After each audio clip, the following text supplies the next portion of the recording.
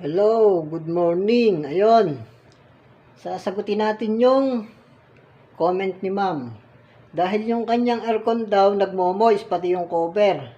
Ayan guys, kung mapapansin nyo, naglilik yan, gawa ng moist.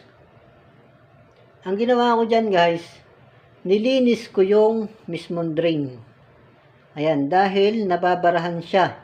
Yung tubig na iipon. Kumbaga, yung tubig niya, hindi masyadong nababa, mabagal. Kaya siya nag-absorb ng sobrang lamig dun sa mismong cover ng aircon. Kaya, kung ganun mamangi yung aircon, palinisan mo kung madumi. At kung hindi naman, kung ayaw mo pang palinisan, pwede mo naman siyang linisan yung drain para yung tubig bumaba talaga ng husto. Hindi maipon dun sa kanyang drain pan. Ayan, tapos, ma'am, yung iyong remote, iyong babaan ang temperature. Ayan, kung mapapansin mo, itong temperature nito, naka-cool siya, pero naka-low. Ayan, no, ma'am. Simula nun, ma'am, hindi na nag-leak at hindi na nag-moist yung ating aircon, ma'am. Kung mapapansin mo, talagang binalikan ko to para maipakita sa inyo. Ayan, ma'am, Kung mapapansin nyo, may daan pa ng pagkakalik niya, Ayan, hindi na siya nagmo-moist at hindi na nagtutubig. Ayan, ma'am,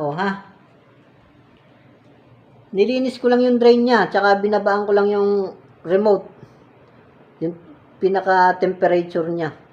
Huwag niyong persahin ng lamig ng aircon. Dahil ganun din naman, ma'am, ang niyan, yung mismong buga ng ating aircon.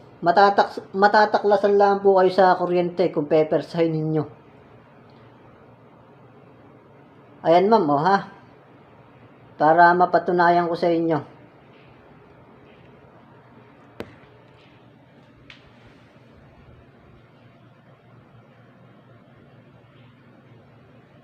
Ayan, ma'am, sana nasagot ko yung iyong katanungan. Babaan mo lang ang iyong remote control. Iwas taas ng kuryente, bawas sa pagbabudget. Siyempre, pag mataas yung ng iyong aircon, ma'am, taklas sa kuryente niyan, medyo alalay-laan tayo. Ganun din naman ang lamig niyan, ma'am, Abot dito, ma'am, dito sa salas, yung kanyang lamig. Ayan, ma'am, Sobrang init dito, ma'am, sa unit nito. Gawa ng itong pestong ito, parang siya, lutuan dito sa mismong ground floor.